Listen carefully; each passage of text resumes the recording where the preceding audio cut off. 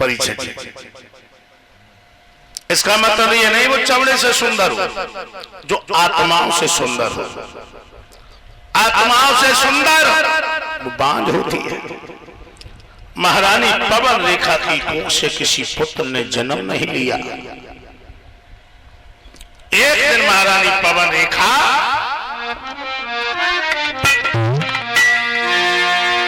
आंगन में बैठी सोचने लगी, अरे हुई गए हमारे पिया, हुई गए हमारे और सजन बा तेरी, हुई गए हमारे सजन बा तेरी, हुई गए हमारे सजन बा तेरी, हुई गए हमारे सजन बा तेरी, हुई गए हमारे, हुई गए हमारे पिया, हुई गए हमारे सजन बा तेरी, हुई गए हमारे सजन बा बेटी, हुई गए हमारे सजन बा बेटी, हुई गए हमारे। चिटिया पतिया सब कोई बाटे, चिटिया पतिया सब कोई बाटे, चिटिया पतिया सब कोई बाटे, करम बा करम बा बाटे न कोई हमारा, सजन बा बेटी, हुई गए हमारे सजन बा बेटी, हुई गए सजन बा बेटी, हुई गए हमारे, हुई गए हमारे पिया, हुई गए सजन बा बेटी, हुई गए हमारे सजन बा बेटी, हुई गए हमारे सजन बा बेटी, हुई गए हमारे। लोगों, बिगड़ी में कोई साथ देने वाला नहीं होता। बनी बनी के सब साथी है, बनी बनी के सब साथी है, बनी बनी के सब साथी है, बनी बिगड़ी में यार, बिगड़ी में यार कोई न झांके पाता, सजन बा बेटी, हुई गए हमारे सजन बा बेटी, हुई गए हमारे सजन बा बेटी, हुई गए हमारे, हुई गए हमारे पिया, हुई गए हमारे सजन बा बेटी, हुई गए हमारे सजन बा बेटी, हुई गए हमारे सजन बा बेटी, हुई गए हमारे। नैया हो गई सब कोई खेले, नैया हो गई सब कोई खेले, नैया हो गई सब कोई खेले, उजरिया उजरिया कोई न खेले हमारे सजन बा बेटी, हुई गए हमारे सजन बा बेटी, हुई गए हमारे सजन बा बेटी, हुई गए हमारे। कहत कबीर सुनो के समझो, कहत कबीर काजे समझो, कहत कबीर सुनो के समझो, जन्म बा मिले न बारंबार, सजन बा बेटी, हुई गए हमारे सजन बा बेटी, हुई गए हमारे सजन बा बेटी, हुई गए हमारे। महारानी पवन रेखा सतियों में लेके जाती है भगवत प्रेमियों, लेकिन भगवान की ऐसी लीला, किसी पुत्र ने जन्म नहीं लिया। लेकिन महाराज उग्रसेन ने ये ताना नहीं मारा कि तेरी कोख से संतान ने जन्म नहीं लिया।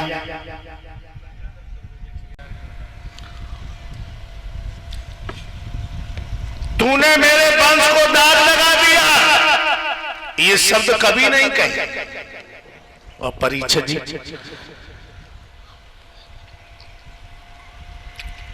जिस घर अंदर नारी जाति का होता सम्मान रहे, वो घर निश्चय जानो भैया देवन को स्थान रहे। जिस घर अंदर नारी जाति का होता सम्मान रहे, वो घर निश्चय जानो भैया देवन को स्थान रहे। जिस घर में स्त्रियां हर्षित होकर मोद मनाती हैं, वहां पर लक्ष्मी दौड़ी दौड़ी आती है। और जिस घर में स्त्रियां हिचकियां दे दे के रोती हैं, उस घर से लक्ष्मी किनारा कर जाती है। किनारा। महाराज हुसैन ने ये ताना नहीं मारा कि तेरी कोख से संतान ने जन्म नहीं लिया, तूने मेरे वंश को दाग लगा दिया। ये शब्द कभी नहीं कहे। एक दिन महारानी पवन रेखा 16 श्रृंगार करें और बीच आंगन में खड़ी, और तब तक महाराज उग्रसेन का पदार्पण हुआ। महाराज उग्रसेन कहने लगे, हे प्राण प्यारी पवन रेखा, आज 16 श्रृंगार किए हुए तुम खड़ी हो, क्या इरादा है? पवन रेखा ने नीचे को घूंघट कर लिया और मुस्कुराती हुई पैर के ओंठा से धरती को कर कूदने लगी और कहने लगी, स्वामी आज आंगन में मेरे मन नहीं लग रहा है, आंगन में मन नहीं लग रहा है। क्यों? अरे पिया मेरे, कहने लगी महारानी पवन रेखा, अरे सजना मेरे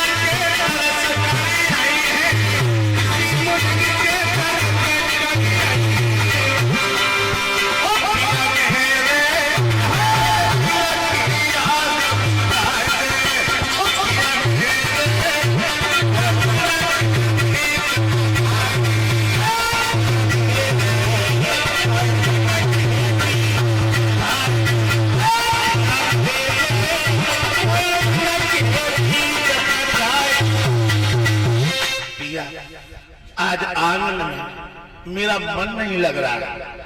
ऐसा जी आता है कि हम जंगल में जाएं और वहां ऋषि मुनियों के हम दर्शन करके आए। महाराज उग्रसेन कहने लगे, गोरी जी तो मेरा भी कहता है मैं तुम्हारे साथ भी चलूं, लेकिन बहुत से ऐसे अधूरे मुकदमे जो हम छोड़ आए।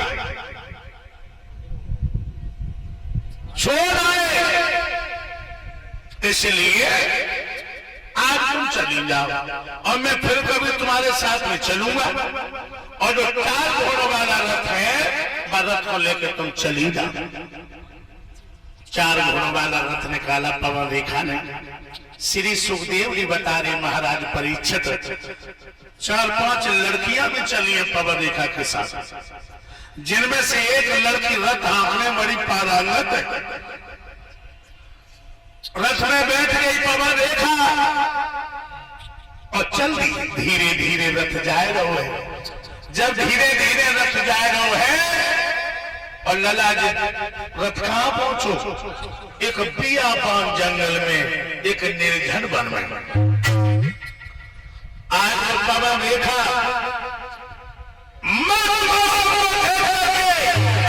इतनी मुक्त हो गई कि रस से नीचे कूद पड़ी। लड़कियां हो गई पश्चिम तरफ, पवन रेखा हो गई पूरब की तरफ। बाइक चल रही है, सारी उड़ रही, मानो साथ के लड़के ठिठोलियां कर रही हो, कोयल बोल रही है, तपिया बोल रहा है। मौसम को देखे रेखा मुक्त हो गई और कूदती उछलती हुई आगे बढ़ी। जब आगे बढ़ी और एक गीत गुनगुनाई जा रही है, कौन सा गीत गुनगुनाई जा रही है कि तेरे दिल में बसूंगी ओ साजना, तेरे दिल में बसूंगी ओ साजना,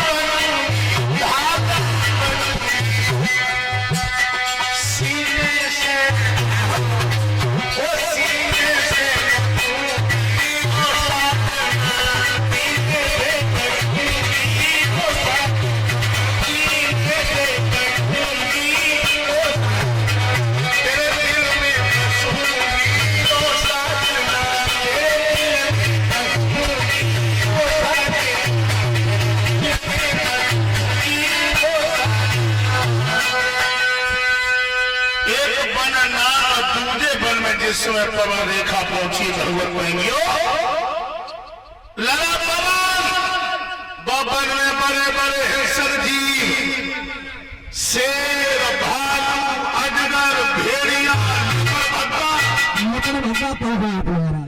बहुत ही जहरीले जंतु बेटा।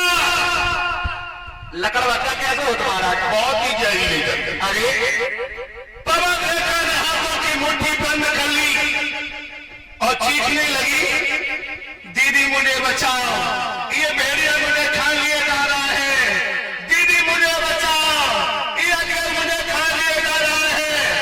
लेकिन पवन रेखा की आवाज उन लड़कियों तक नहीं पहुंच पाई और तब तक दुर्मिल नाम का राक्षस उसके पिया उग्रसेन का रूप धार करके सामने पहुंच गया। मैया नहीं जाने जो छलिया है, जो मेरी इज्जत को लूटना चाहते, मैया सोचने लगी कि हम घर से चली आई, इनको मन नहीं लगो, मन नहीं लगो तो हमारे पीछे पीछे चले आए, पीछे पीछे चले आए। और पहले के राक्षस भेष बदल लिया करते थे, पहले के राक्षस, और पहले के राक्षसों की परिचय की पहचान भी होती थी।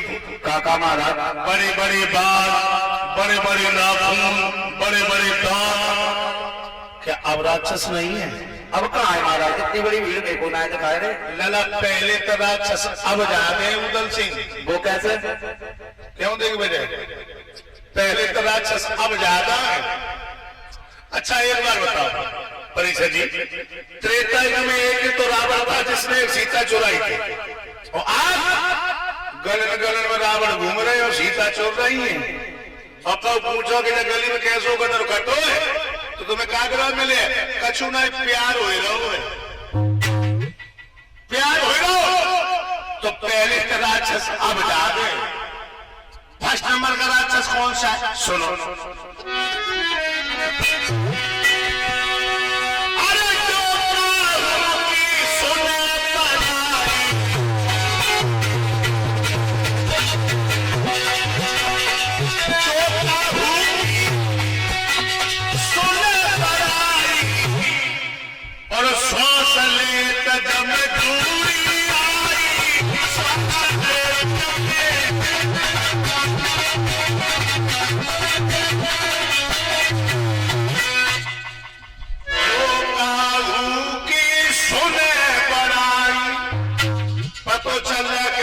खड़गा वाले ने सब भैया पूरे गांव में चंदा इकट्ठो करके अब बड़ी सुंदर भागवत करी तो दूसरे गांव के ऐसे सांस लेवे मानो जिनकी अम्मा मरी हो। और द्वितीय नंबर का अच्छा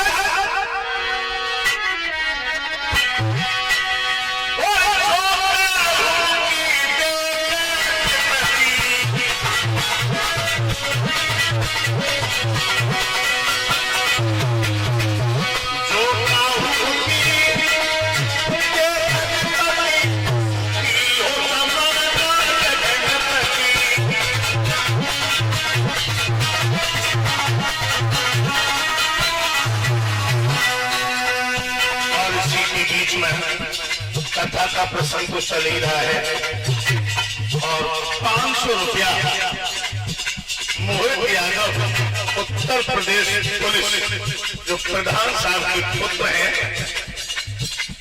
और लिखा है ईश्वरी पूर्वाकाल के देहात ये हमें 500 रुपये सम्मान कर रहे हैं।